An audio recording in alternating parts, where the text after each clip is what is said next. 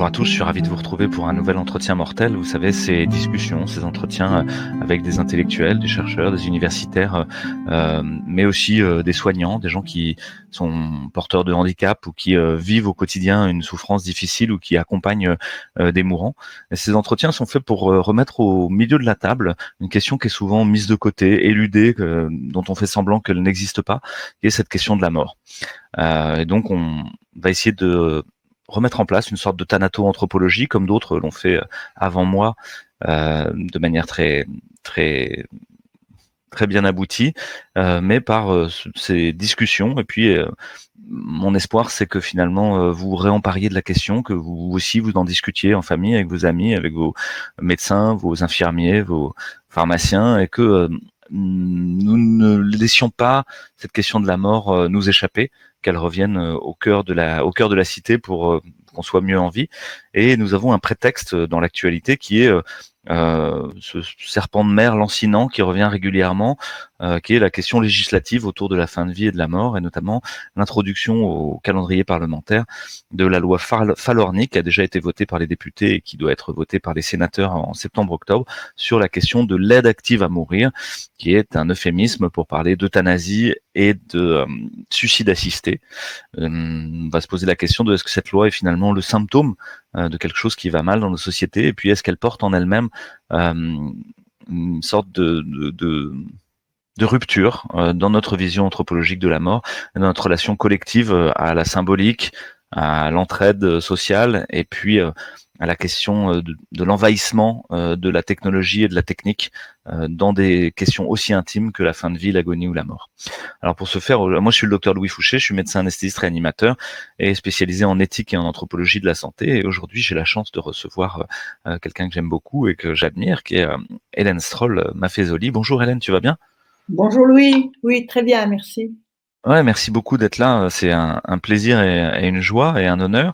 Je vais essayer de te présenter succinctement. Tu vas me dire si je me trompe, mais finalement, tu fais partie de ces intellectuelles françaises qui sont à la fois hauts fonctionnaires, auteurs, romancières aussi, même à tes heures, et qui sont à la fois les deux pieds dans le réel, mais aussi les deux pieds dans l'imaginaire et dans ce que pourraient être les utopies interstitielles dont tu parles souvent, avec des réflexions sur l'état social en France, et un livre qui essayait d'explorer la fin de l'état social. L'état social ne fonctionne plus, donc je mettrai le lien dans la description. Et puis de nombreux textes dans des revues à la fois intellectuelles, mais aussi des revues grand public, où tu essayes d'explorer les questions d'actualité autour du handicap, de la marginalité, de le fonctionnement de la société, de l'état social, mais aussi de la science et de la médecine. Et là, tu as signé deux articles autour de cette question de la fin de vie. Tu as pris la parole dans les médias autour de cette question de la fin de vie pour essayer d'apporter de la nuance et de la subtilité. Merci pour ça. Et justement, on va essayer de parler de ça. Est-ce que tu veux rajouter des choses sur ton parcours?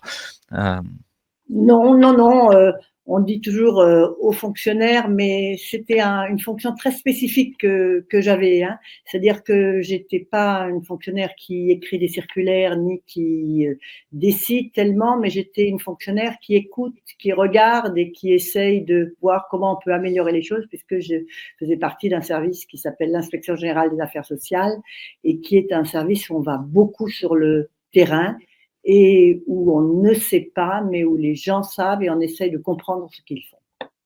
Oui, c'est ça. C'est pas une administration punitive. C'est pas uniquement les bœufs carottes de la santé, comme on le dit souvent, mais au contraire, essayer de comprendre les dynamiques internes et aussi parfois les contradictions par rapport à la loi. Pourquoi est-ce que certaines niches se mettent à exister dans le soin psychiatrique, dans le handicap? Pourquoi les défaillances du système lui-même aboutissent à la création d'alternatives parfois tout à fait désirables?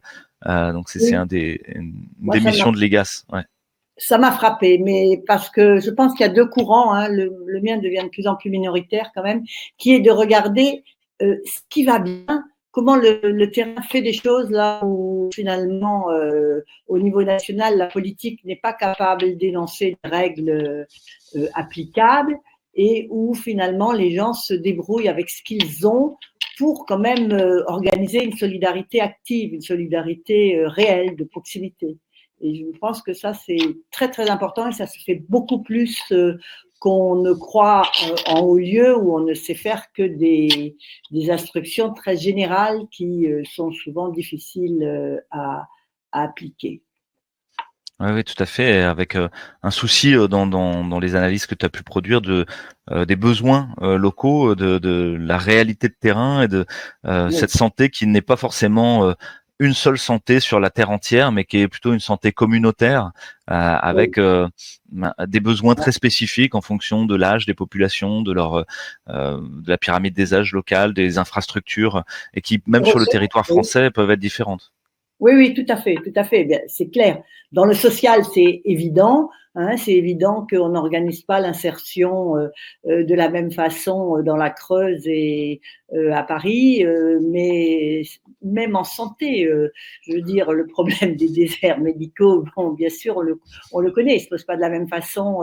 Je reviens de mon village là de Graisse-Sac dans l'Hérault et j'ai encore entendu parler de quelqu'un qui a attendu 1 mois et demi pour faire une IRM, alors pour une hernie discale, alors que Michel à Paris a eu son rendez-vous la semaine d'après. Donc ça, c'est des inégalités, mais je pense que ça peut-être qu'il faut réfléchir à une organisation de la médecine et des rôles des différents soignants qui soient très différentes. Je sais que pour ce qui était par exemple de la périnatalité, enfin de tout ce qui se passe avant et après les naissances, les RO justement avaient mis en place des systèmes de réseau qui allaient des sages-femmes en ville aux médecins généralistes jusqu'au CHU et aux maternités de niveau pour les grossesses à risque et tout ça, travailler en réseau, chacun travaillant toujours au niveau de ses compétences et pouvant passer la main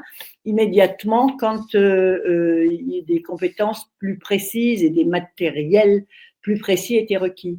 Et ça, c'est Oui, très une sorte de intéressant. réseau d'entraide au niveau du soin, avec une sorte de subsidiarité et de Voilà. possibilité de changer de niveau d'intégration assez rapidement en Voilà. fonction du besoin. Une grossesse se passe très bien, bah, elle peut rester très localement. Et puis si jamais il y a Oui. quelque chose qui beurre, on peut passer en maternité de niveau 3 à Montpellier ou ailleurs assez Tout facilement. à fait. Tout à fait. Et ça avait été très bien fait. Je ne sais pas où ça en est maintenant, mais je sais qu'à l'époque, ça avait été très bien fait. En psychiatrie, c'est la même chose. Il faut bien voir que les généralistes sont les médecins qui accueillent le plus les gens qui souffrent de dépression, voire qui souffrent d'entrer dans la psychose, et que souvent, ces généralistes doivent être épaulés pour ne pas qu'il y ait ni d'errance médicale, ni de surprescription immédiate de médicaments pour arrêter les symptômes, alors que c'est pas forcément ça qu'il faut faire. Et là aussi, il y a des réseaux de santé mentale qui peuvent très très bien fonctionner.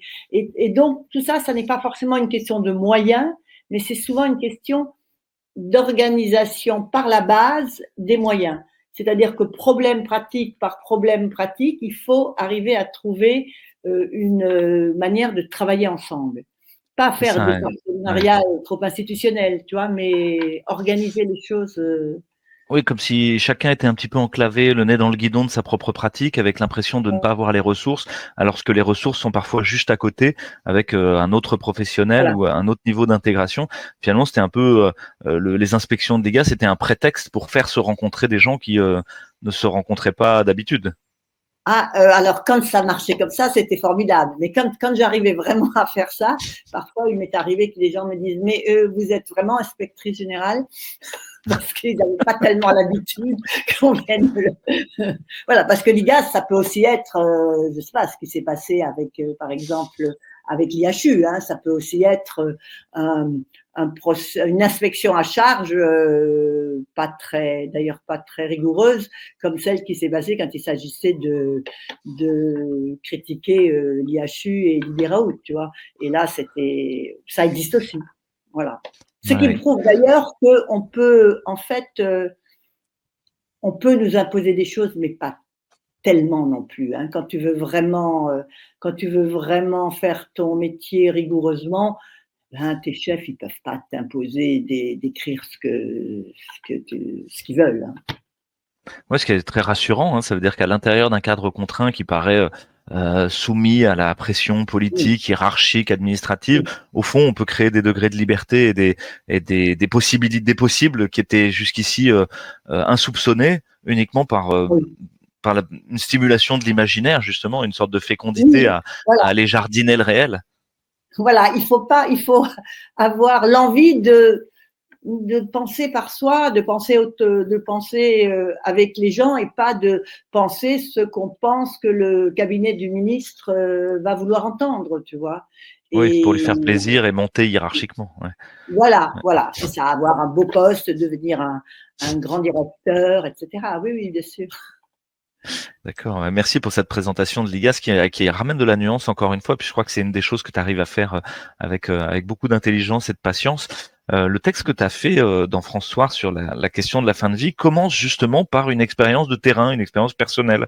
Avant de faire des grandes conclusions, tu commences par raconter un vécu. Est-ce que tu peux nous en dire un mot justement de cette expérience personnelle et de comment elle influence ta vision des choses sur sa fin de vie?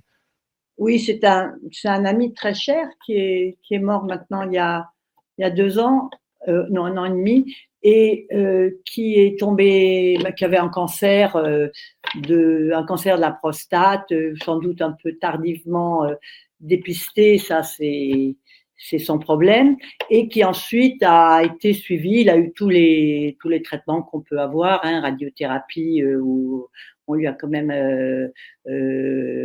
foutu un rein en l'air, mais enfin ça c'est une erreur de radiothérapie. Bref, radiothérapie et puis hormonothérapie, et puis à un moment donné on lui dit bah non, maintenant il y a plus, ça fonctionne plus, vos PSA remontent, donc chimio. Et donc c'était les 2 dernières années, s'est enclenché une espèce de cycle infernal de chimio, 3 mois la plupart du temps, assez terrible, avec, tu vois, où il pouvait pas sortir parce qu'il avait des diarrhées énormes, etc., où il était de plus en plus fatigué, bon, tout ça. Et au bout de 3 mois, on faisait je sais pas, un scanner, une IRM, que sais-je, et hop, ah ben non, ce traitement marche pas. Et donc, il est arrivé comme ça, de traitement en traitement. Moi, j'allais le voir régulièrement. Je voyais quand même qu'il perdait de plus en plus de ses forces, hein, puisqu'au début, on se rencontrait pour aller manger ensemble une tête de veau au Valzar, et puis peu à peu, c'est moi qui suis allée chez lui, et puis voilà. Et donc, il faisait ses chimios, et puis il était des visites parce que vraiment, il n'était pas bien, donc, etc. Et puis, un beau jour, je vais le voir, et il me dit, ben voilà, l'oncologue m'a dit, ben écoutez, maintenant, on n'a plus d'autres traitements possibles. Eh bien, écoutez, prenez rendez-vous avec le médecin des soins de support, hein, parce que ça s'appelle comme ça. On euphémise un peu la chose à l'Institut Curie. Donc, prenez rendez-vous avec les médecins de soins de support. Donc, il a pris rendez-vous avec sa médecin. Lui, il aurait aimé faire autre chose, hein. Il voulait pas mourir, hein. Ça c'est clair. Il n'était pas du tout prêt à mourir. Il voulait pas laisser sa femme seule. Il avait peur pour son fils. Enfin bon, il avait peur de mourir. Voilà. Bref. Et donc il aurait voulu faire autre chose, un traitement compassionnel, de l'immunothérapie, n'importe quoi.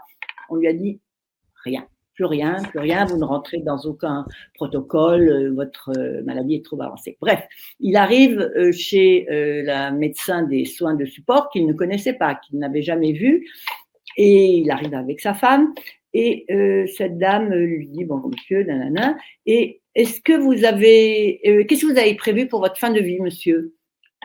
Alors, il fait comme ça parce qu'il venait voir des soins de support. Voilà, donc il a dit, écoutez, j'ai fait mes directives, et puis voilà, et puis le rendez-vous s'est terminé rapidement. Et donc, eh bien voilà, vous pouvez aller à l'hospitalisation, à soins palliatifs à domicile, voilà. Et j'ai trouvé ça d'une brutalité totale.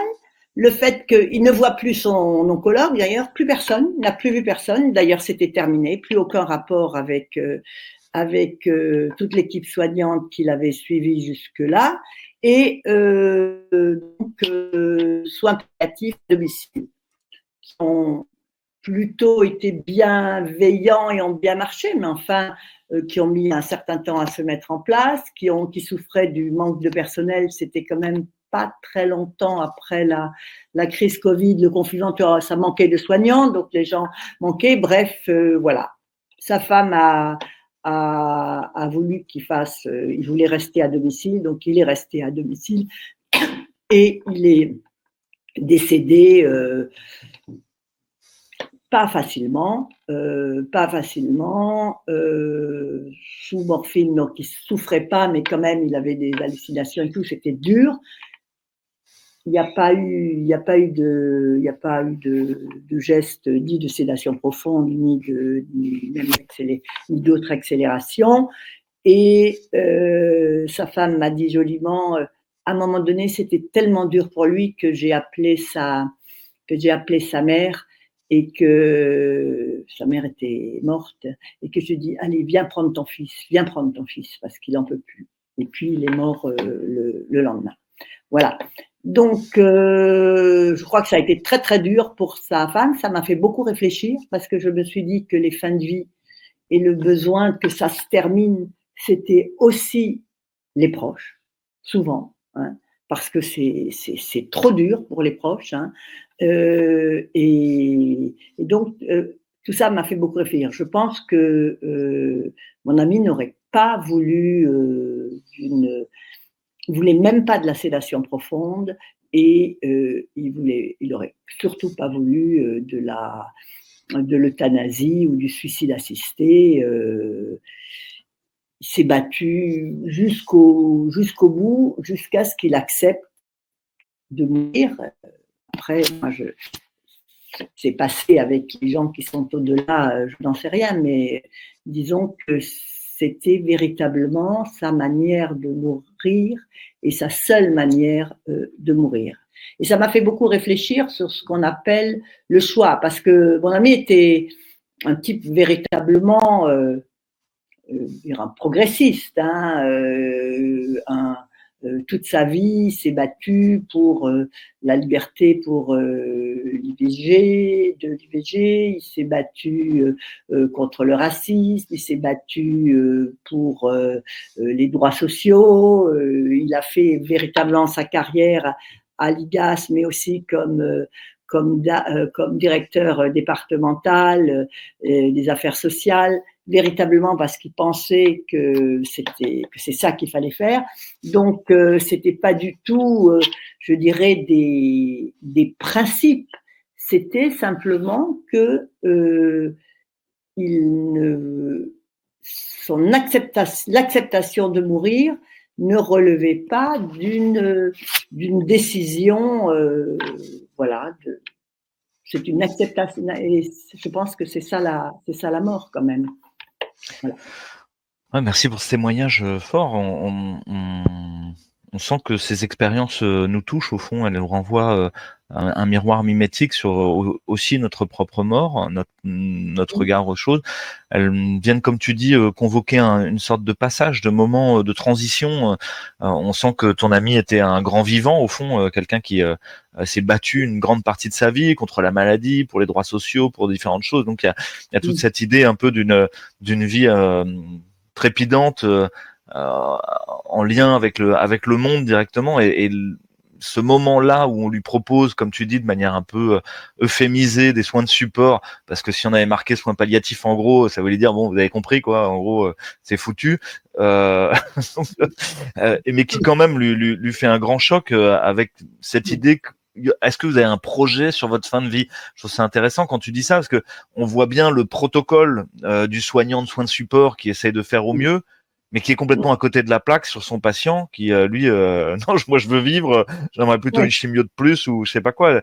Et il y a vraiment comme un décrochage à ce moment-là, où tu décris aussi une sorte d'abandon par le système soignant, et la réirruption de la famille très fort, avec quelque chose à porter qui est très très lourd, et qui vient convoquer beaucoup plus la psychologie, le vécu de la personne dans son intégralité, et de sa famille, plus que les idéologies, comme tu dis, au fond, il voulait pas d'une fin de vie assistée, entre guillemets, parce que ça avait été quelqu'un de libre toute sa vie. Voilà, tout à fait. Oui, il voulait pas et jamais il avait pu accepter qu'on décide pour lui, et même, moi-même, c'était quelqu'un de profond. Quand je dis que c'était un progressiste irreligieux, c'était pas non plus un irreligieux militant, et je pense qu'il avait une profondeur spirituelle importante. Et simplement, c'est vrai que c'est là aussi qu'on voit que quand il n'y a pas de communauté spirituelle de support, je trouve que l'intégration de la mort est quand même beaucoup plus complexe, quoi. Ça, c'est il y a à réfléchir là-dessus. Et pour moi, par exemple, le fait que pendant la pandémie, pendant le Covid, on est interdit à toutes les aumôneries, hein, quelles qu'elles soient, et aux proches, d'assister les personnes mourantes. Je trouve ça d'une brutalité matérialiste inouïe, quoi. Oui, effectivement, ça s'est passé, l'espèce d'abandon symbolique de ce que voulait dire la mort, les gens mis dans des sacs, sans pouvoir être vus ni par leur famille, et donc avec tout ce champ social qui est comme délabré dans l'entraide sociale, on pourrait dire que la mort a toujours été assistée quelque part, mais à mon sens, elle a été assistée socialement, symboliquement, et moins techniquement. Aujourd'hui, il y a comme un hyper inflation du champ technique et techniciste de la mort, et un désinvestissement relatif des champs sociaux et symboliques. Oui, c'est vrai. C'est vrai. Et c'est vrai que, par exemple, tu vois, moi, j'ai plusieurs amis qui ont fini leur vie, qui sont morts en service de soins palliatifs, dans certains magnifiques services de soins palliatifs, hein. En Cognac-G, ils ont un magnifique service de soins palliatifs où ils ont été capables, par exemple, d'un clochard, un SDF qui est venu en soins palliatifs chez eux, et à qui ils ont installé un lit dans le jardin pendant les 15 derniers jours de sa vie, parce qu'il ne pouvait pas rester dans une chambre, il ne pouvait pas dormir dans une chambre. Ouais. Et donc, une attention véritablement aux personnes qui est énorme, et qui est aussi, effectivement, du fait qu'ils ont des moyens donnés par la Fondation qui abondent, hein, les moyens de l'assurance maladie. Mais toujours est-il que c'est vrai que ces services, c'est magnifique, mais c'est vrai que c'est pas la mort telle que l'a décrit Philippe Ariès à l'époque où on convoquait autour du lit du mourant ses proches, ses amis, etc., et où il y avait où la mort était intégrée dans la vie familiale. Et moi, je trouve que quand on discute de ces histoires de fin de vie, c'est vrai qu'il faudrait pas discuter que de la personne elle-même, mais qu'il faudrait discuter de la personne avec ses proches, dans sa famille, avec ses amis, etc. Parce que, au fond, la mère de mon mari est morte il y a 4 ans maintenant, 5 ans, oui, ça, déjà il y a 5 ou 6 ans, bref. Et elle est morte à l'hôpital parce qu'elle était véritablement malade. Elle est même morte en sédation profonde parce qu'elle souffrait énormément d'une infection nosocomiale des os, tu vois, ça fait très mal, ça. Bref, mais toujours est-il que elle était préparée à mourir, et elle me disait toujours: ah, bah, tu sais, Hélène, j'ai pas peur de mourir, vraiment pas peur de mourir, puis j'ai vraiment une belle vie, alors voilà. Je veux que vous vous aimiez tous, donc ses enfants, ses petits-enfants et tout, et puis voilà, moi je vais mourir, maintenant je veux vraiment mourir. Mais elle voulait vraiment mourir, mais elle ne voulait pas qu'on l'aide à se suicider. Elle attendait que vienne sa mort, quoi. Alors, c'est vrai qu'elle était croyante, donc elle était catholique, donc elle ne pouvait pas non plus se donner la mort, mais elle attendait que vienne la mort, comme faisant partie de cette belle vie qu'elle estimait avoir eue. Voilà. Ouais, tu nous décris des cas où finalement la mort arrive, où on est, les gens vont mourir, et la loi Falorni sur l'aide à mourir introduit quelque chose d'un peu différent. Elle concerne des gens qui veulent mourir. Et qui Oui, sont pas forcément proches de la mort. oui, Donc soit porteurs de handicap, soit porteurs de troubles psychiatriques, soit avec des maladies neurodégénératives qui induisent un très grand handicap comme la sclérose en plaques, comme la maladie de Charcot, et dont l'évolution est attendue fatale, mais pas forcément à court terme, on pourrait dire. oui. Toi, tu as beaucoup étudié la psychiatrie, le handicap, la cohésion sociale, à la fois en tant qu'inspectrice générale des affaires sociales, mais aussi dans les dynamiques sociales, en C'est dirigeant vrai. les cahiers européens de l'imaginaire. Est-ce que pour toi, voilà, cette question de ceux qui vont mourir et accompagner ça au mieux avec toutes les difficultés que tu as décrites là, hein, et puis Mm, chaque histoire singulière intégrée dans une vie familiale, dans mm. un univers symbolique très différent entre les deux exemples que tu nous as donnés. Euh, mais là, est-ce que pour toi, il y a une sorte de rupture, quoi, quelque chose qui change la donne avec le suicide assisté et l'euthanasie par rapport à ce qu'il y avait déjà avant? Oui, d'abord parce que, bon, d'abord je crois que on fait une erreur en se fiant au désir immédiat. Tu vois, je trouve que ma belle-sœur est morte de la maladie de Charcot. Bien sûr, quand on annonce la maladie de Charcot, et ça, l'association des médecins et des malades de la maladie de Charcot le disent, quand on annonce aux personnes le diagnostic, c'est-à-dire qu'on leur annonce, ben voilà, vous ne pouvez plus déglutir, mais ça va aller de plus en plus mal, bientôt vous ne pourrez plus parler, vous ne pourrez plus marcher, vous pourrez, etc. Et ça va durer au mieux 3 ans, ce qui est un peu, d'ailleurs, tout à fait faux. Il y a des gens qui ont duré plus longtemps, mais donc, à cette annonce-là, les gens ont envie de se suicider tout de suite. Hein, dire c'est pas la peine d'attendre. Et au fond, ceux qui ont véritablement un projet, essayent d'avoir un projet de le plus longtemps possible, c'est ceux qui ont des jeunes enfants ou des choses comme ça. Mais sinon, les gens ils ont vraiment envie de mourir tout de suite. Mais ça, c'est un moment. Après ça, quand ils se rendent compte qu'il y a une vie possible et la vie la meilleure possible malgré ces handicaps qui s'accumulent et que ces choses-là évoluent dès que eh ben c'est pas tout à fait la même chose. Je pense que et à un moment donné et ça c'est important par rapport à la mort, peut-être que ce qui est important c'est de vivre le présent, tu vois, et de pas dire et pas de vivre ça comme uniquement un sursis, de vivre pleinement le présent sans penser il n'y a plus que 6 mois ou il n'y a plus que ça c'est terrible. Ça effectivement.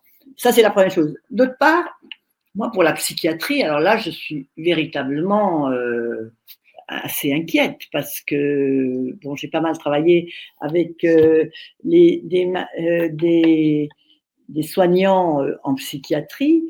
Quand même, le suicide, c'est la, je crois, le mode de la, ce qui cause le plus de morts en psychiatrie, hein, chez les malades psychiatriques. On dit que, je crois, un bipolaire sur 2 soignés, non soignés, se suicide. On sait très bien qu'un des signes de la dépression profonde, c'est l'envie de mourir, c'est-à-dire ce qu'on, et c'est pour ça que la loi Palorni est pas du tout claire là-dessus, parce que on sait bien que la souffrance psychique, c'est une des plus fortes souffrances qu'il y a, que les gens veulent que ça s'arrête, que ça finisse, ne plus.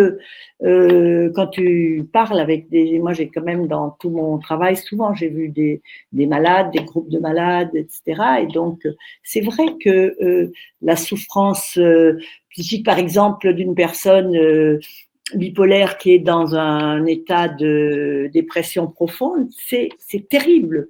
Et donc, c'est pas qu'elle ait forcément envie de mourir, elle a juste envie que la souffrance s'arrête.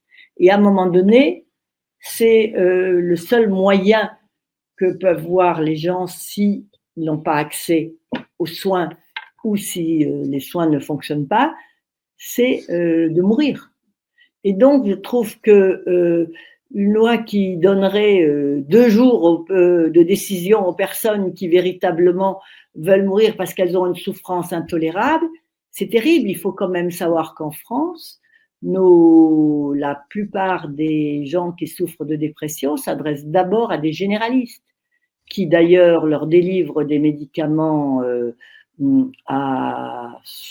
veux dire, sans vrai discernement et dont ils deviennent très vite addicts et qui ne font que les enfoncer dans la maladie. Et je trouverais que le bon soin psychiatrique, il n'est pas accessible pour tout le monde et encore moins dans l'état actuel de la psychiatrie française. Tu as décrit dans certains textes d'ailleurs qu'une partie de cette psychiatrie était sous l'influence des laboratoires pharmaceutiques. Au fond, cette évolution, Oui. elle avait trait aussi à la pression marketing des labos qui font qui transforment l'épistémologie médicale au fond en amenant à publier des articles qui font la part belle au tout chimique, on va dire, Oui. et moins à l'accompagnement social, psychologique et familial ou de l'entourage. Oui, il y avait Tu une penses belle psychiatrie. Il y avait une belle psychiatrie en France, hein, dans les années, je dirais.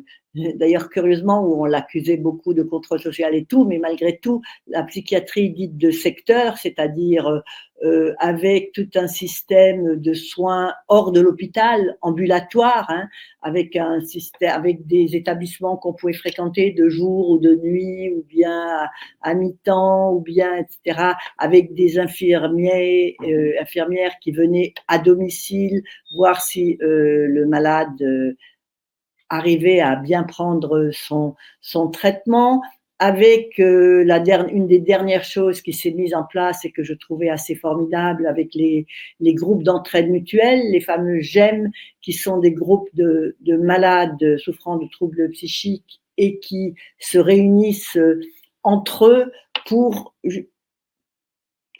faire des choses ensemble, pour être ensemble. Hein. Beaucoup de grands malades psychiques, un certain nombre de grands malades psychiques n'arrivent pas à travailler de manière régulière, n'arrivent pas à s'intégrer forcément dans la vie de la cité parce qu'ils sont plus ou moins bien supportés par les autres. Et ces groupes d'entraide mutuelle, c'est à la fois une intégration, mais c'est une intégration communautaire. On s'entraide les uns les autres. Un des premiers groupes que j'ai vu qui s'est mis en place comme ça s'appelait qu'est-ce qu'on va faire dimanche? Parce que c'est vrai que les gens qui sont suivis pour troubles psychiques par l'hôpital psychiatrique, eh ben, le vendredi à 15h ou à 17h, tout s'arrête. Hein. L'hôpital de jour ne fonctionne pas le week-end et les week-ends, ça commence le vendredi en fin d'après-midi et jusqu'au lundi, souvent lundi 14h. Qu'est-ce qu'on va faire dimanche? Et ces groupes, peu à peu, qui fonctionnent de manière relativement autonome, aidés un peu par ce qu'ils appellent le secteur psychiatrique, mais quand même de manière autonome, c'est une manière de rester socialisé, d'avoir de la chaleur humaine, d'avoir des amitiés, etc., pour des personnes dont on sait quand même que leur pathologie joue sur leur difficulté de relation. Hein. C'est une maladie de la relation, la maladie psychique aussi. Ouais, tout à fait. Ouais. Et puis peut-être que effectivement le vouloir mourir, l'espèce de désir de mort comme une solution à la souffrance définitive pourrait trouver une sorte d'accompagnement aussi dans ces pratiques de rencontres, de cohésion, de groupe, où on vient célébrer ensemble une marche dans la nature, un moment aller à la piscine, à la patinoire ou quoi que ce soit. Et tu décrivais que dans les soins palliatifs, il y avait ça, au fond, il y avait une sorte de transgression par rapport au protocole strict de soins, où on se permet de boire un bon verre de vin, de fumer une cigarette éventuellement, même si on n'a plus le droit, de faire venir des animaux alors que c'est interdit. Et comme si il y avait une sorte d'artisanat de la transgression individuelle par rapport à la norme attendue, alors que là, les lois qu'on est en train de faire sont des transgressions intégrales, mais comme validées socialement, il n'y a plus rien à transgresser au fond. Il n'y a plus rien à transgresser, et puis surtout, ça ne se voit pas et ça n'a pas d'effet au fond sur la société et sur voilà. Une fois qu'on on t'a introduit dans ta chambre où tu vas avoir as ton médicament, d'une certaine manière, voilà, tu ne fais plus partie du monde des vivants. C'est quand même la manière ultime d'écarter la mort et d'écarter la finitude, tu vois. C'est parce qu'au fond, c'est ça qu'on supporte pas, c'est cette espèce d'intégration de la mort dans la vie, le fait parce que ça nous renvoie à notre propre mort, hein. Je veux dire, quand les gens meurent un peu doucement, ou quand les gens ont une souffrance, rien n'est plus dur pour des proches, par exemple aussi, que la souffrance psychique de quelqu'un, hein. Quelqu'un qui est les parents, les conjoints, les enfants de personnes souffrant de graves dépressions, c'est terriblement difficile, hein. C'est terriblement difficile. Et c'est vrai que, et donc, mais je sais pas moi, quand quelqu'un qui souffre de troubles psychiques très forts commet des actes illégaux, on peut dire qu'il est dans l'absence de discernement. Mais alors, quand il dit qu'il veut mourir, est-ce qu'on dira qu'il a tout son discernement, tu vois? Je sais pas. Ça me semble très, très compliqué. Et puis, alors là, je reprends ma casquette d'inspecteur. Très clairement, c'est une loi pour faire des économies quand même. C'est une loi, ou plutôt, disons, bien sûr, ça n'est pas dans la tête des législateurs, hein, mais c'est au fond la mort comme ça choisie, le suicide assisté, c'est beaucoup moins cher que des soins palliatifs, que 3 semaines de soins palliatifs. C'est beaucoup moins cher que 2 ans de différentes chimio, examens, etc. C'est beaucoup moins cher qu'un suivi psychiatrique de bon niveau, hein, qui réclame beaucoup de personnel. Et donc, il y aura une tentation énorme de hâter un peu la chose. Moi, je veux dire, on n'arrivera pas, dans l'état actuel des choses, si on ne change pas vraiment, à équiper la moitié de la France qui n'en a pas de services de soins palliatifs de qualité. Et donc, ça risque d'être des espèces d'étiquettes, tu vois, soins palliatifs, dans lesquels, à l'entrée, on proposera la sédation profonde, quoi, d'entrée, quoi, le plus vite possible. J'ai lu que en Allemagne, ils disent que dans certains EHPAD, des personnes venant des Pays-Bas qui en ont assez qu'on leur dise régulièrement qu'il existe une loi pour l'aide à mourir. Hein, mais il y a des gens qui ont encore envie de vivre, même s'ils sont dans un fauteuil roulant, même si, enfin, je ne sais pas, moi, c'est bien. Et ils peuvent apporter des choses. Et puis, il y a aussi cette rapidité. Je trouve que il faut prendre le temps. Il faut prendre le temps de se réconcilier avec ses enfants, il faut prendre le temps de demander, de faire repentance de certaines choses qu'on a faites, il faut demander, etc. Il y a plein et encore une fois, ça c'est pas quelque chose de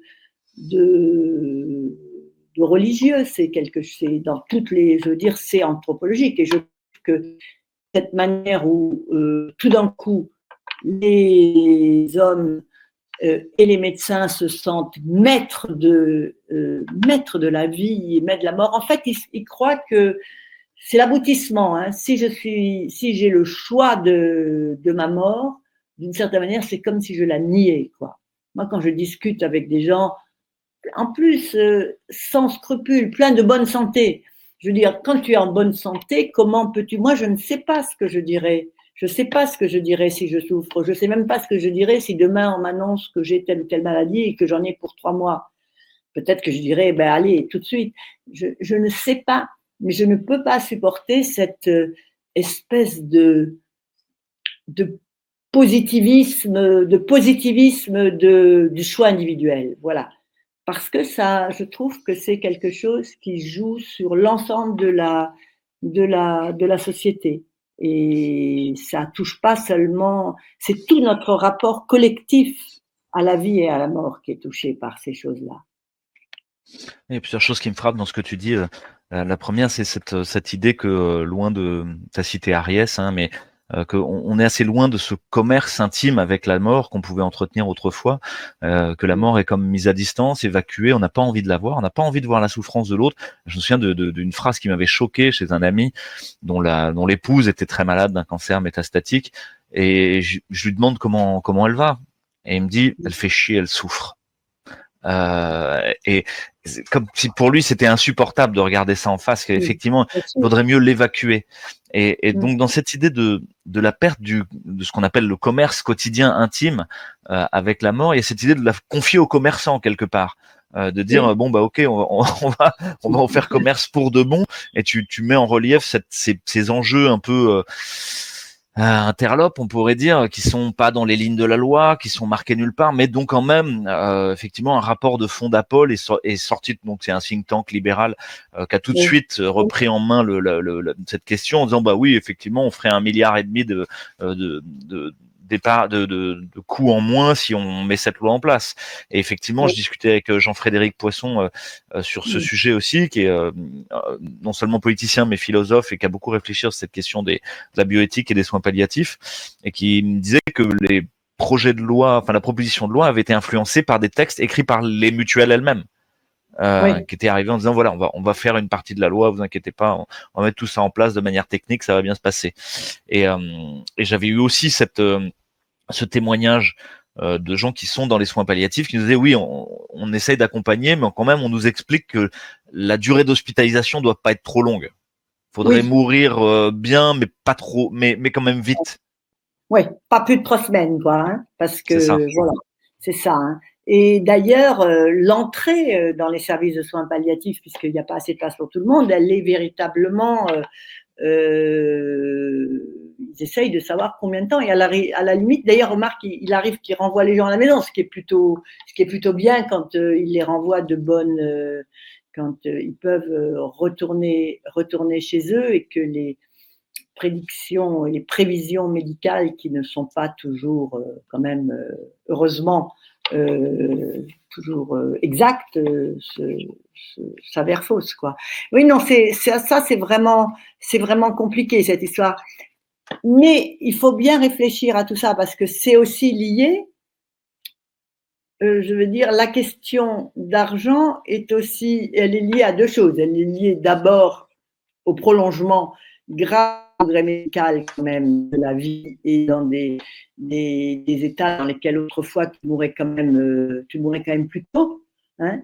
Moi, je sais pas, je discutais avec l'équipe médicale qui suivait ma belle-mère, qui avait 99 ans et qui voulait mourir, qui avait mal, et puis pour des tas de raisons, elle voulait mourir. Elle attendait sa mort. Et je disais, mais on ne peut pas arrêter je dis pas les médicaments pour le cœur, la tension, enfin tous ces trucs-là, peut-être. Hein, que c'est un prolongement peut-être trop là. Ça fait peut-être à un moment donné partie d'un certain acharnement thérapeutique, quoi. Et bon, donc ça une c'est. espèce d'incohérence un peu obscène quelque part. On sait qu'on va mourir, mais il faudrait absolument maintenir ce traitement qui éviterait un AVC statistiquement dans les 6 prochaines années. Enfin, c'est effectivement là Oui. Et ça, c'est quelque chose de fou. Même, tu peux te dire que, je sais pas, moi, quand j'étais jeune, les personnes âgées mouraient d'une fracture du col du fémur, hein. C'est-à-dire qu'elles mouraient rarement invalides. Parce qu'elles mouraient, je dirais, d'une certaine manière avant, quoi.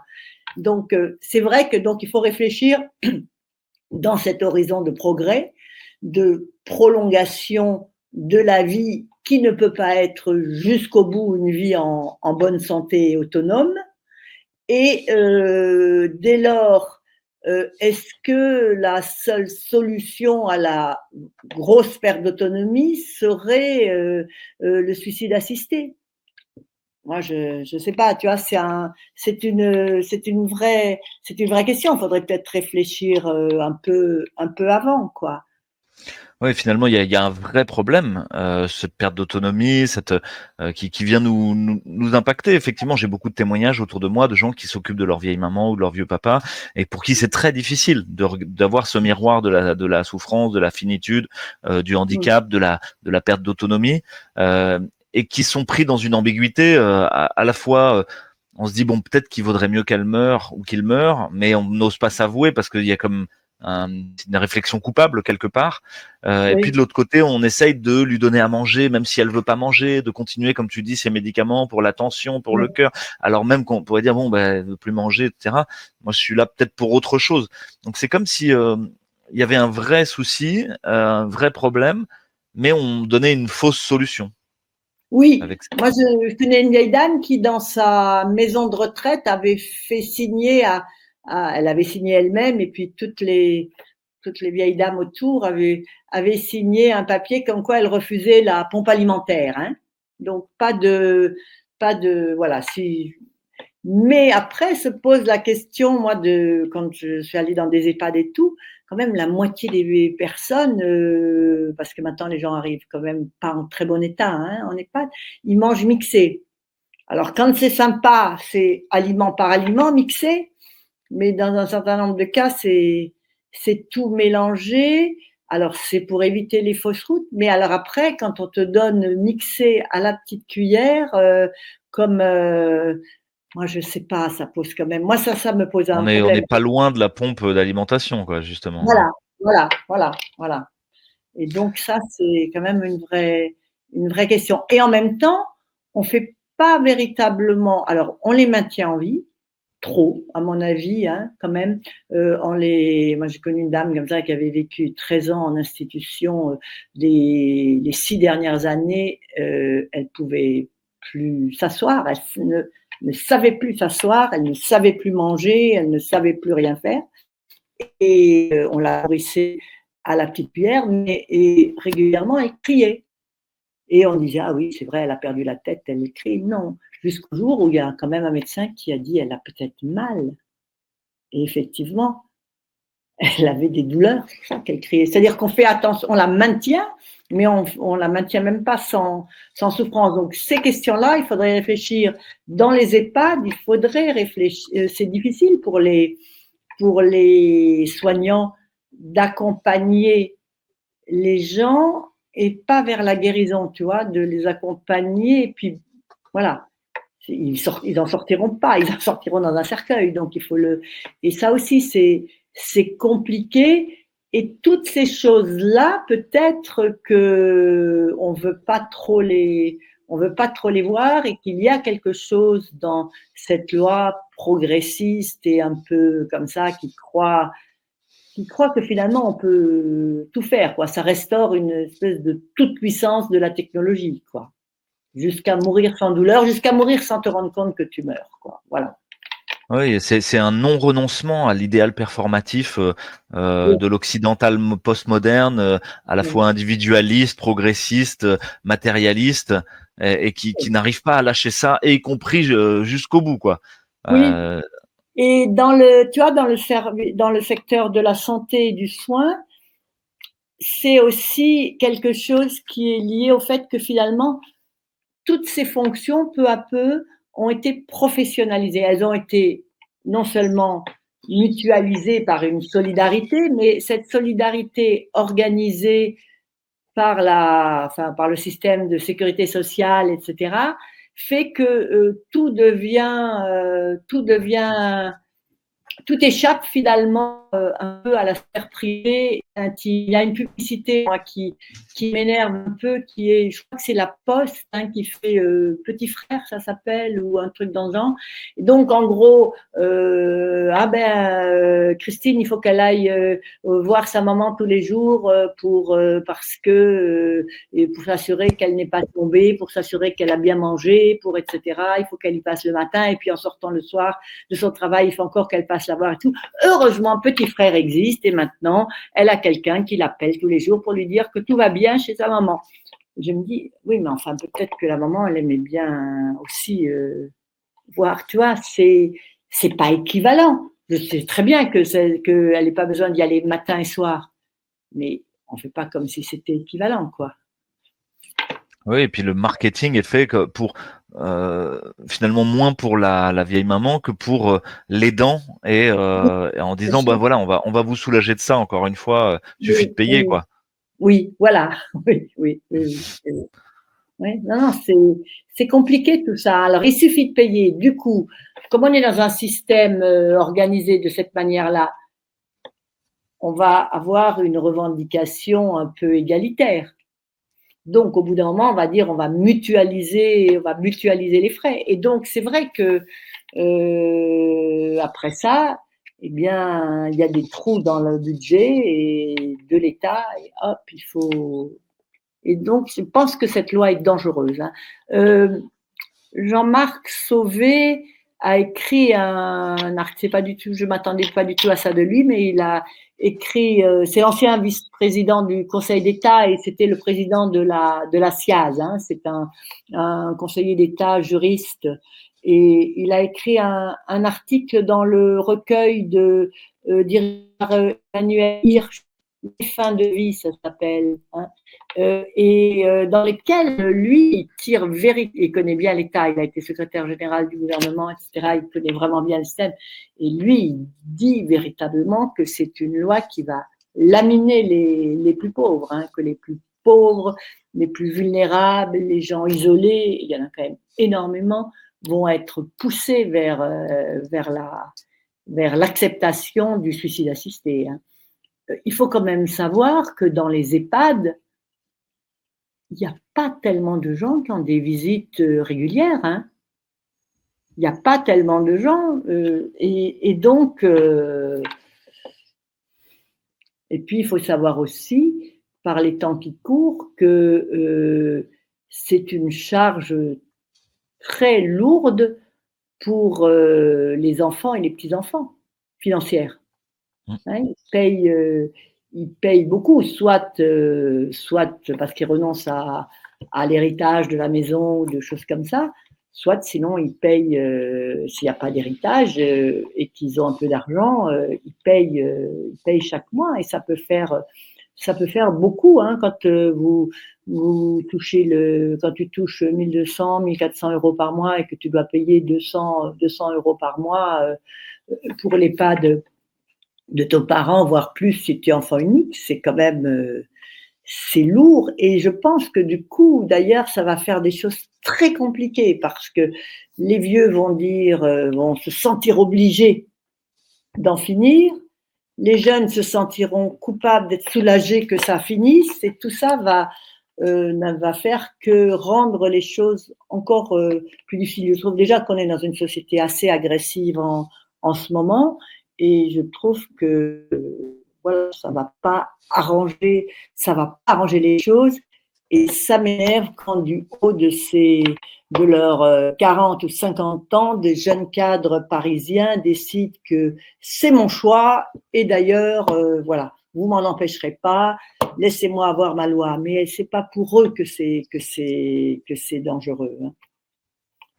Oui, il y a une présomption hein, de tous ces gens qui vont décider des lois en tant que bien portants, mais concernant des gens malades dont qu'on n'a pas beaucoup entendu. Et effectivement, certains handicapés se sont exprimés. Je pense à Louis Bouffard ou d'autres. Un groupe qui Oui, s'est créé qui s'appelle Jusqu'au bout solidaire. Qui a dit mais vous allez nous pousser au suicide, on devient éligible à l'euthanasie. On a vu ça au Québec, hein, où ils sont en avance sur nous, on pourrait dire, où des gens se sont vus proposer un suicide assisté plutôt qu'une nouvelle rampe d'accès handicapé chez eux, alors que oui, c'est ça qu'ils demandaient. oui, En oui. disant bon, on peut pas vous payer la rampe d'accès, mais enfin on peut vous payer un suicide assisté. Eh ben, tu sais, là, comme quelqu'un, par exemple, alors moi, je suis pas pour que on puisse tout avoir. Hein. Par exemple, je trouve qu'il y a des abus dans la prestation de compensation quand une personne est complètement, comment est-ce qu'on dit, paraplégique, hein, ouais, Oui. totalement, et a besoin d'une assistance 24 heures sur 24. Ça veut dire 6 à 8 personnes à plein temps. Hein. J'ai vu des cas, des dossiers comme ça. Moi, je trouve que quand tu ne peux pas sortir de ton lit, tu ne peux pas sortir de ta chambre, je préférerais la solution établissement qui est moins coûteuse globalement que la solution domicile. Hein. Voilà, donc là, je trouve que ça peut se discuter. En revanche, c'est clair que il n'y a pas de raison de pousser ces gens à mourir. Et il ne faut pas, encore une fois, ce n'est pas la même chose que ça, tu dois bien savoir, que la réanimation à tout prix de quelqu'un qui est dans le coma ou l'arrêt des branchements et tout ça, je trouve qu'il ne faut pas mélanger ces questions-là, quoi. C'est une autre. Oui, c'est une toute autre histoire. Et puis on avait un arsenal législatif qui est plutôt adapté. La loi Leonetti, Claes Leonetti, font que l'immense majorité des situations sont couvertes, si tu veux. Donc on est sur complètement autre chose. Et toi, tu as qualifié ça, je crois, de bombe éthique et sociétale, quelque chose comme ça, dans ton texte. Justement, quels aspects te semblent éminemment problématiques et et selon toi, est-ce qu'il faudrait renoncer à cette proposition de loi? Est-ce qu'il faudrait l'amender, la mettre autrement? Est-ce que tu as finalement, ton rôle a été Alors, je vais partir sur une expérience un peu différente. J'avais fait une mission intéressante sur la stérilisation des personnes souffrant de handicap et de troubles psychiques. Hein, parce qu'il y avait eu un scandale. On avait découvert que en Suède, à un moment donné, des personnes souffrant de débilité légère, voire de handicaps sociaux, des jeunes femmes étaient systématiquement stérilisées. Et il y avait une sociologue, Nicole Dietrich, qui disait qu'il s'était passé la même chose en France. Donc, Kouchner, qui était ministre à l'époque, avait dit, c'est souvent une manière d'évacuer un peu le problème, avait dit enquête de l'IGAS. Donc on avait fait une enquête là-dessus pour voir qu'effectivement il y avait des stérilisations de personnes handicapées, essentiellement à la demande des établissements et des parents, hein, qui avaient une espèce de peur souvent fantasmatique, hein, que leur fille se retrouve enceinte. Et donc, on avait fait une enquête très poussée. On avait vu des personnes discuter avec des personnes handicapées, des personnes qui avaient eu des enfants, des personnes qui avaient été stérilisées sans qu'on leur dise, mais qui le savaient, etc.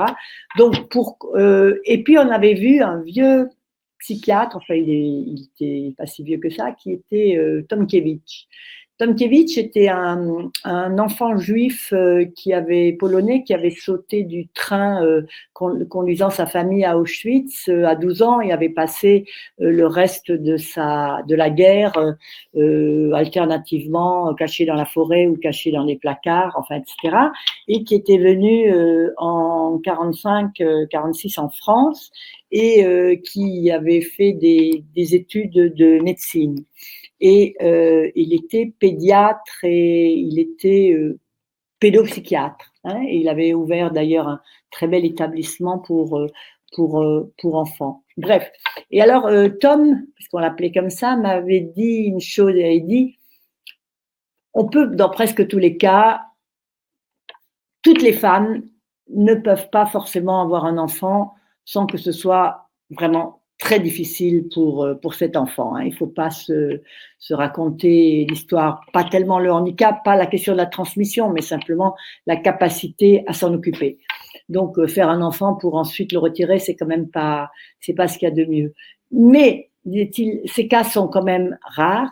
Les cas où on ne peut pas faire de contraception sont encore plus rares.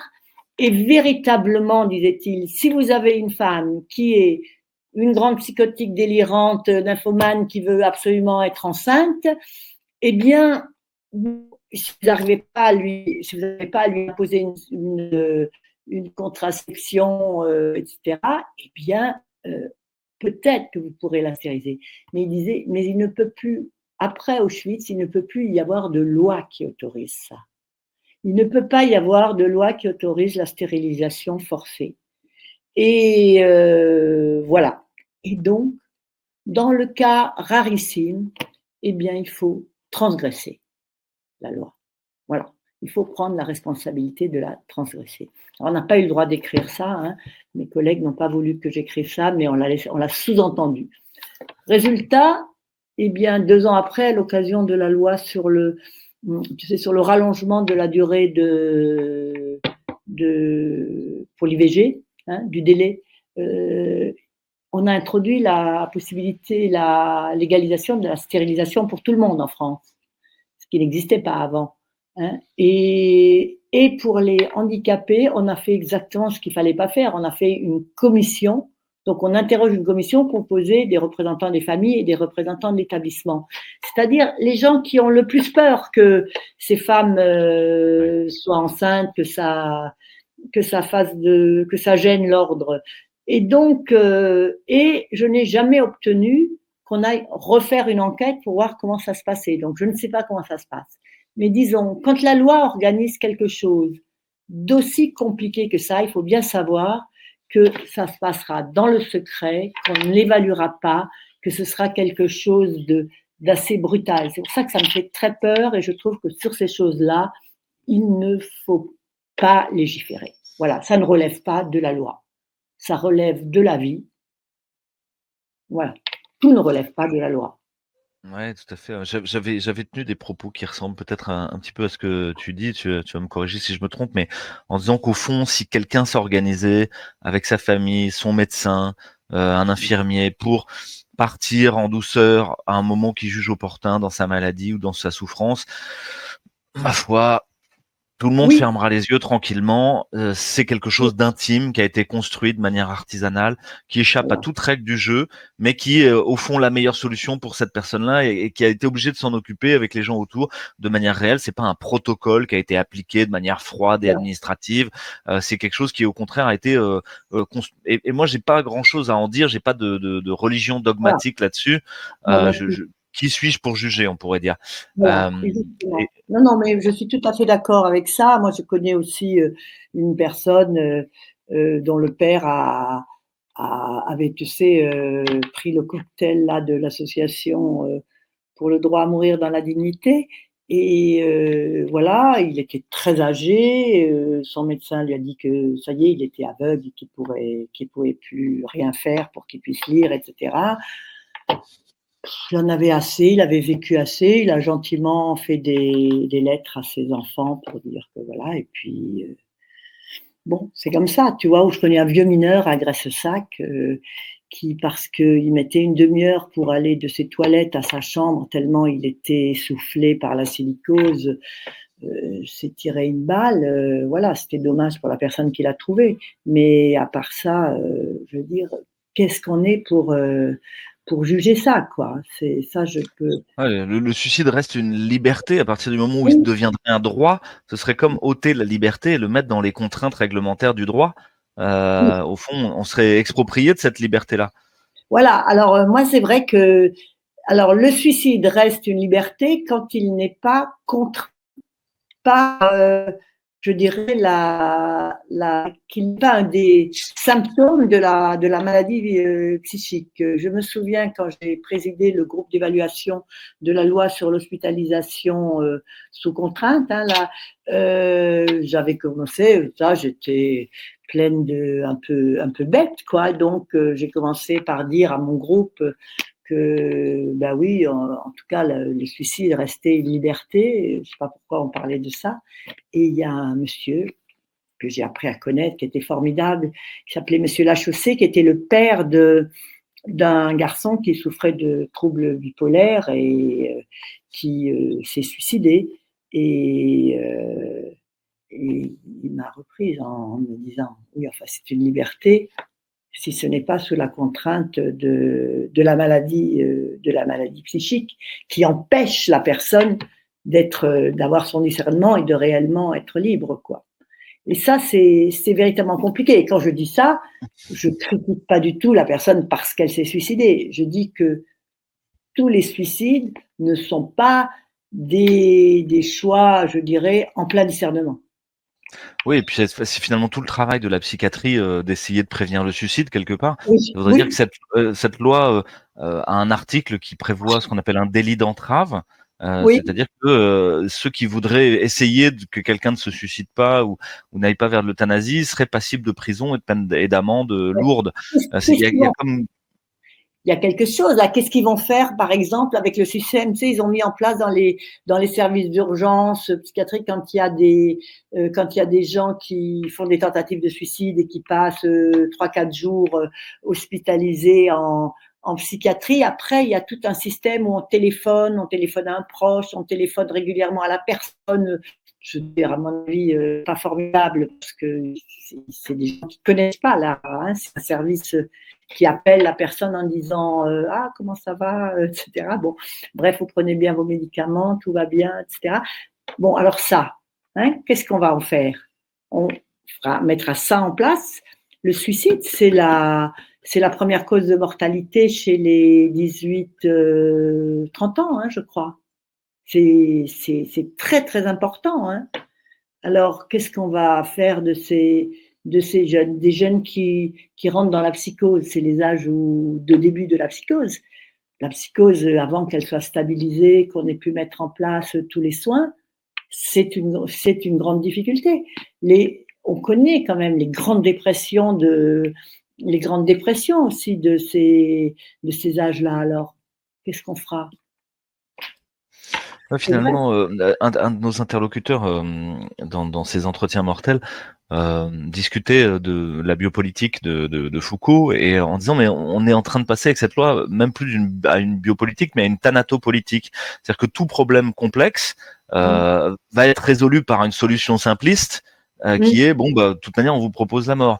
Donc mettre en place ce qu'il faut pour prévenir le suicide des jeunes, mettre en place ce qu'il faut pour améliorer la condition de vie de gens handicapés, etc. Tout ça va être, au fond, trouver une sorte de réduction ad unum qui serait, bon, bah oui, la mort, en fait. C'est quand même beaucoup plus simple. Et là, il y a quand même quelque chose qui change en termes de politique publique, c'est que on se retrouve contraint par l'impératif économique matérialiste à ne produire que des solutions simplistes, finalement. Oui, moi je crois c'est en fait cette loi marque un peu, tu vois, l'apogée de notre système où toute la solidarité et finalement toute la lutte contre la vulnérabilité devait être organisée de manière à la fois juridique, économique et socialisée. Et d'une certaine manière, c'est vrai que nous avons perdu un peu l'habitude d'assister nos proches ou de nous-mêmes accepter ces moments où on n'est plus performant, où on n'est plus en bonne santé, tu vois. C'est l'espérance de vie en bonne santé. En plus, qu'est-ce que c'est véritablement être en bonne santé? Mais bon. Et donc, on arrive à des moments d'aporie. Hein. On n'arrive plus, personne ne peut garder chez soi une mère ou un père grabataire. C'est compliqué parce que les gens travaillent, parce que les gens, alors on leur donne, je sais plus, il y a un congé pour eux, mais c'est pas pour des longues périodes. Hein. Les grands et donc quand on n'y arrive plus dans ce qu'on a, dans cette espèce d'idéologie organisationnelle, technicisée, etc., alors, eh ben, c'est la mort, quoi, qui est la solution. C'est vrai. Moi, je pense que c'est quelque chose d'assez fort. Et quand même, si on veut recommencer à pouvoir s'occuper les uns des autres, peut-être que ça impliquera qu'on n'ait plus les mêmes organisations de vie, je veux dire que les gens travaillent à plein temps, tous les deux, ont des gosses, etc. Mais c'est compliqué de s'occuper des vieux parents, c'est compliqué. Et est-ce que tout doit être fait par des professionnels? Moi, je suis pas tout à fait sûre que ce soit bien, quoi. On se retrouve dans une sorte d'ubérisation de la mort. Tu dis tous les deux, mais c'est souvent tous les un maintenant, ou tous les une, maman solo avec la charge des enfants, et effectivement l'impossibilité juste pratique et matérielle de s'occuper de sa vieille maman ou de son vieux papa. Et Et donc, il y a toute une organisation sociale qui se trouve mis en défaut, au fond, par cette question de la mort. On arrive peut-être doucement vers la fin de l'entretien et peut-être vers une... J'ai envie de te proposer un élan de créativité et d'imaginaire, parce que tu as passé ta vie à essayer de trouver des solutions complexes à des problèmes complexes. Et on le voit quand tu nous parles de stérilisation, de choses comme ça, c'est des problèmes éminemment complexes et qui en plus convoquent toute une généalogie à la fois de l'euthanasie et de l'eugénisme, du malthusianisme, qui ont toujours abouti à la même chose quand elles se sont trouvées protocolisées, industrialisées, systématisées. Voilà, l'expérience historique est reproductible, hein. En fait, ça aboutit à la déshumanisation intégrale et au meurtre de masse, on pourrait dire. Est-ce que tu as des imaginaires de justement d'autres visions de ce que pourrait être la mort aujourd'hui, l'accompagnement des gens Oui, moi je pense que on peut pas passer brutalement du tout professionnel au tout intime ou au tout privé, mais je pense véritablement que tout ce qui des équipes de soins palliatifs à domicile, toutes ces choses-là, véritablement ça, il faut arriver à les pousser, à les mettre en place assez rapidement. Moi, je pense qu'il faut offrir quand même aux gens véritablement. On donne des congés pour tout maintenant, mais je trouve qu'on pourrait donner véritablement des congés pour ça. Je pense que un des problèmes qui pousse les gens à vouloir en finir, c'est quand même l'isolement. Hein. Quand tu as véritablement autour de toi des proches, une famille, des amis, tu sens que tu continues à leur apporter quelque chose, tu n'as pas forcément envie d'en finir tout de suite. Je pense qu'effectivement, essayer d'intégrer plus les personnes âgées dans des petites structures, dans des maisons intergénérationnelles, dans des différentes choses là, c'est bien aussi. Je pense que les choses s'inventent comme ça au niveau local et à mon avis, c'est ça qu'il faudrait faire, c'est-à-dire être prêt à soutenir éventuellement financièrement des choses comme ça, mais laisser les initiatives de l'organisation et les modèles au niveau local, parce qu'on voit bien que quand on laisse ces initiatives au niveau local, les gens arrivent à inventer des tas de solutions qui sont diverses, hein, parce que généraliser, c'est pas forcément la bonne chose, tout marche pas partout pareil, et il faut véritablement voilà, faire ça. Maintenant, je pense que je suis pas très optimiste non plus, hein, je pense que cette période techniciste, matérialiste, cette époque moderne où il faut finalement, l'idée du progrès, hein, l'idée du progrès, c'est surtout en médecine, c'était quand même l'idée qu'il était infini et qu'on allait vivre toujours plus longtemps, hein, et que la vie, c'est la longueur de la vie qui est le critère de sa qualité et non pas justement sa qualité intrinsèque. Bon, je pense que pour quitter cette idéologie-là, et avant que naissent d'autres choses et de nouvelles formes d'entraide et de solidarité face à ce qui est notre condition à tous, c'est-à-dire face à la maladie et à la mort, eh bien, il va y avoir des périodes un peu cruelles, un peu dures. Moi, j'ai peur que cette loi passe et j'ai peur que, comme d'habitude, on la fasse ensuite, elle devienne de plus en plus brutale et de plus en plus difficile, quoi. Et donc, la seule solution, peut-être, c'est d'essayer localement d'éviter au plus grand nombre possible l'obligation de passer par cette loi, quoi. Ouais, tout à fait. Quand tu dis ça, ça me fait penser à mon enfance où, au fond, ma maman m'a obligé au départ à aller servir des repas aux personnes sans abri avec la soupe populaire, on peut dire. Oui, Donc, je me suis retrouvé, jeune homme de 12 ans ou de 11 ans, à aller servir des repas. Et ça a été une expérience tout à fait initiatique et intéressante de tous ces gens mm, que je voyais de loin comme des pauvres qui puent et qui sont, oui, etc. oui, D'un coup, sont devenus des vraies personnes avec qui on oui, partageait un moment.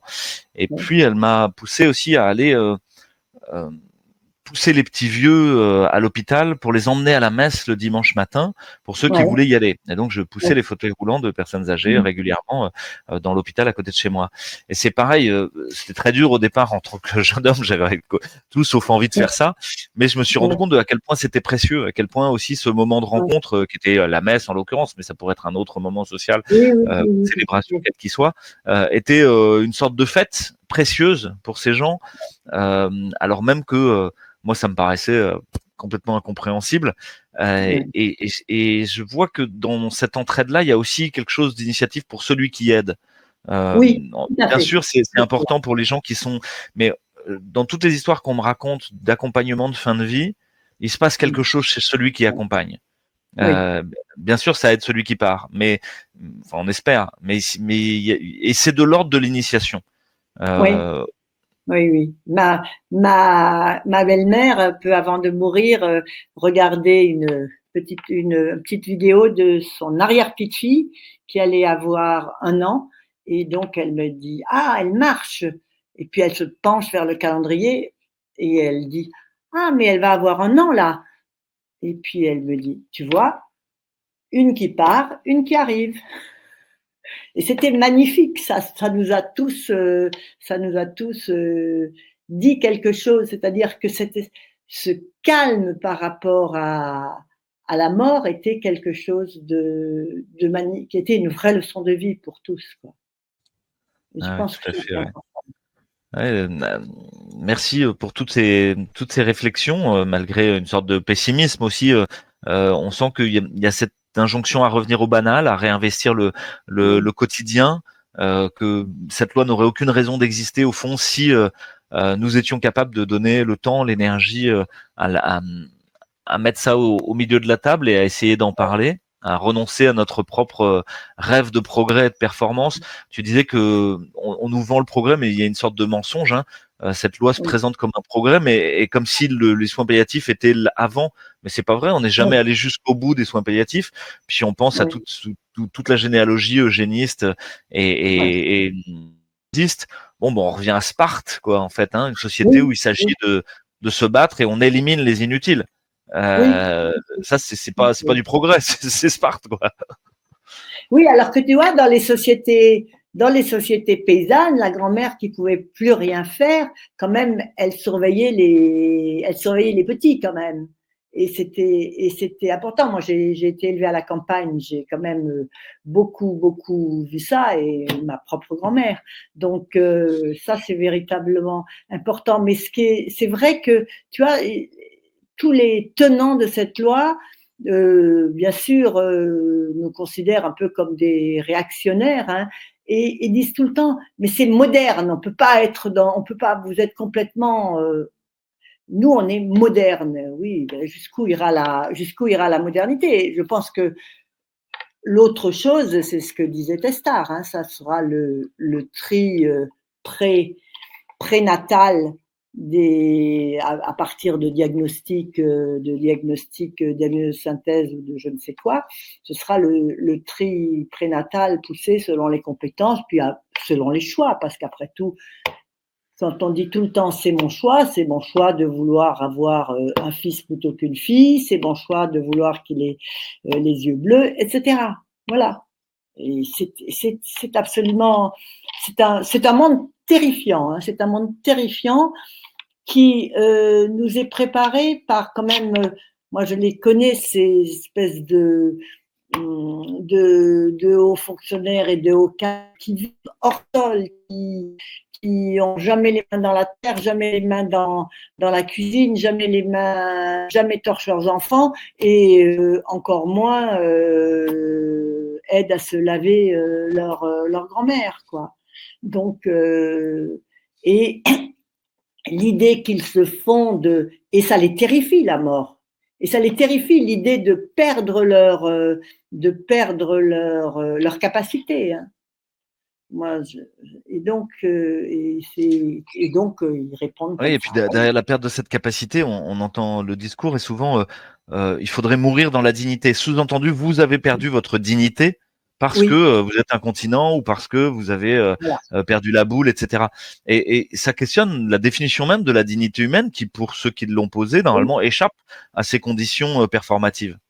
oui, mais tu sais bien que la dignité, c'est une manière dont ils habillent maintenant de manière soi-disant moderne, en fait, la morale, qui est quelque chose d'imposé, qui n'est pas éthique, hein, qui est quelque chose, un ensemble de règles imposées. Et en fait, ce qu'ils considèrent comme dignité, c'est d'obéir à des canons de normalité, quoi. Savoir s'exprimer correctement, avoir toute sa tête, avoir, etc.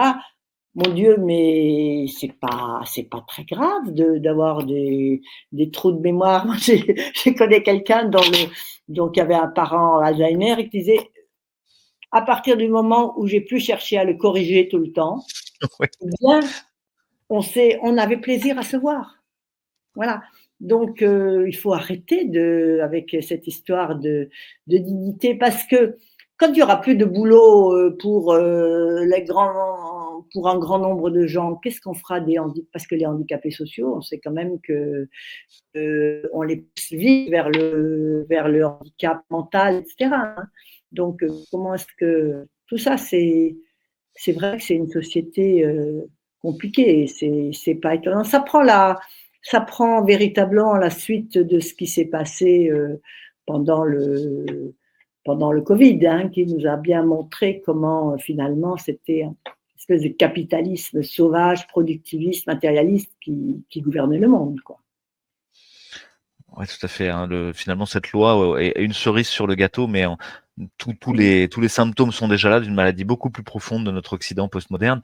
Euh, Merci beaucoup, Hélène, pour toutes ces réflexions. On a parlé on est parti d'une expérience personnelle, touchante de ce rapport à la mort, pour petit à petit élaborer un discours sur les conséquences à la fois sociales, philosophiques, anthropologiques de ce projet de loi et à quel point il pouvait se trouver être une bombe éthique et sociétale, comme tu l'as dit, mettant à mal les plus pauvres, les plus fragiles psychiatriquement, psychologiquement, et puis essayant de donner une solution un peu simpliste, vue depuis des bureaux feutrés par des gens bien portants, sur le miroir que leur procure que leur de notre fragilité humaine, que leur donnent les gens justement en train de mourir ou avec des maladies incurables, et que ce miroir, ils veulent le briser, ils veulent pas le regarder, ils accepteront pas de le traverser, alors même qu'on le traversera probablement tous d'une manière ou d'une autre.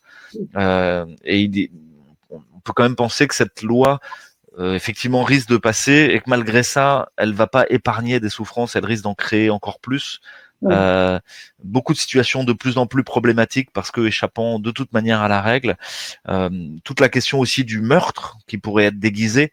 Parce que Oui. c'est le libre recours au meurtre finalement, le libre recours au meurtre, quand on sait que moins de 5% des dossiers sont audités au Canada par exemple par un juge, Oui. c'est-à-dire que Et puis au Canada, il y a des listes, ils ont déjà des listes de médecins qui sont pour de manière militante.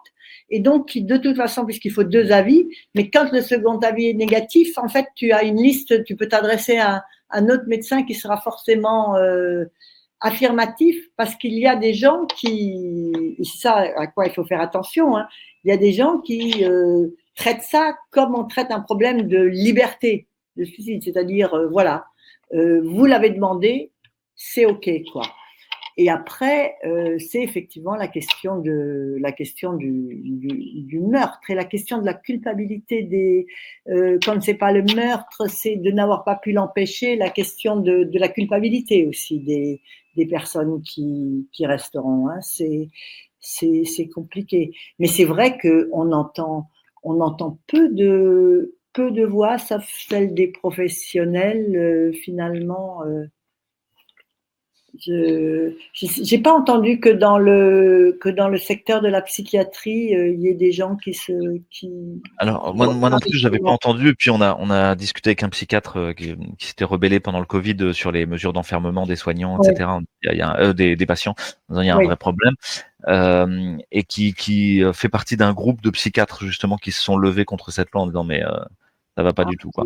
Donc d'accord, d'accord. il y en a, je pourrais éventuellement te faire passer. J'essaierai de les interviewer aussi Oui, pour voir c'est bien. ce qu'ils en Ben, pensent. moi, j'ai un ami et collègue qui a été psychiatre et à qui j'ai fait lire l'article que j'avais que j'avais fait et qui était très très en accord, hein, et qui disait qu'effectivement, mais lui, il pense que dans la numérisation de la médecine et tout, de toute façon, c'est terminé. Le médecin qui soigne et qui accompagne la personne jusqu'à la mort, lui, pense que c'est quelque chose qui n'existera plus à la prochaine génération, quoi. Tu sais, moi, les jeunes psychiatres, un certain nombre d'entre eux ont véritablement peur de la maladie mentale. Ils sont pas très à l'aise, quoi. Et ça, c'est compliqué aussi, hein, parce que là encore, je veux dire, à côté des médocs, qu'on donne à des doses très fortes en France, hein, à côté de ça, il y a quand même des tas d'autres soins qu'il faut dispenser aux gens, quoi. Ouais. C'est intéressant que tu parles de cette notion de la peur. Hein. Tu en as parlé tout à l'heure aussi en disant qu'au fond, les gens qui font ces lois sont terrifiés par la mort. Ceux qui donnent des médocs à outrance sont terrifiés par la maladie.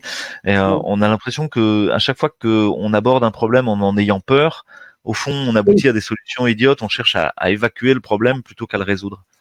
tout à fait, tout à fait, tout à fait. Oui. Oui. Mais c'est drôle que ces gens qui ont peur, mais c'est Machiavelli qui dit toujours ça, les apeurés apeurants. Et c'est Ouais, un peu ça, les apeurés apeurants. Et on l'a bien vu, hein, comment ils maniaient ils projettent leur peur sur les autres, quoi. Et avec tout à tous les fait. Ouais, comme une maladie contagieuse. Euh, voilà. Eh ben merci beaucoup Hélène. Je te laisse le mot de la fin, peut-être si tu veux faire une conclusion pour nos auditeurs autour de ce sujet. Hein, euh, tu peux essayer de trouver quelque chose de fracassant pour. Non, j'ai rien de fracassant, j'ai pas d'idée fracassante, mais ce que tu fais, je trouve ça très bien et je me dis que chacun dans notre coin, partout, on devrait en parler beaucoup plus. Peut-être qu'à l'occasion de cette loi, puis d'autres types d'autres choses de ce genre, il faudrait qu'on recommence quand même à parler ensemble de ces choses-là, que c'est ça la vraie politique, tu vois, c'est parler de ces enjeux-là et pas d'enjeux généraux, abstraits et Oui, dont qui nous échappe complètement. qui nous échappent complètement. Et ça, je trouve ça, et toi, je sais que tu fais ça beaucoup et c'est vraiment intéressant. Il faudrait arriver à faire même tu sais ce que faisait, ça s'est pas continué, mais là, on prenait place, voilà, je trouve que dans des endroits, des quartiers, des villages, etc., il faudrait arriver à l'occasion de conférences et autres choses, arriver à faire C'est du débat, quoi. c'est ça, ouais, de renouer. Peut-être gageons que ce soit le début de renouer avec une sorte d'arbre à palabres où on arrive Voilà. à s'asseoir tous ensemble. Maintenant, l'arbre à palabres est très numérique. Il sera peut-être dans le chat quand on diffusera l'émission. Oui, c'est possible, je crois aussi, mais parce que je n'ai jamais cru que le fait d'être sur des réseaux et tout empêchait d'avoir des relations. Ça en fait au contraire. C'est plus il y en a, quoi. Oui, tout à fait, ouais. Bon, bah super. Merci beaucoup. Très bonne journée à toi et très bonne journée à vous tous qui nous écoutez. Au revoir. Au revoir.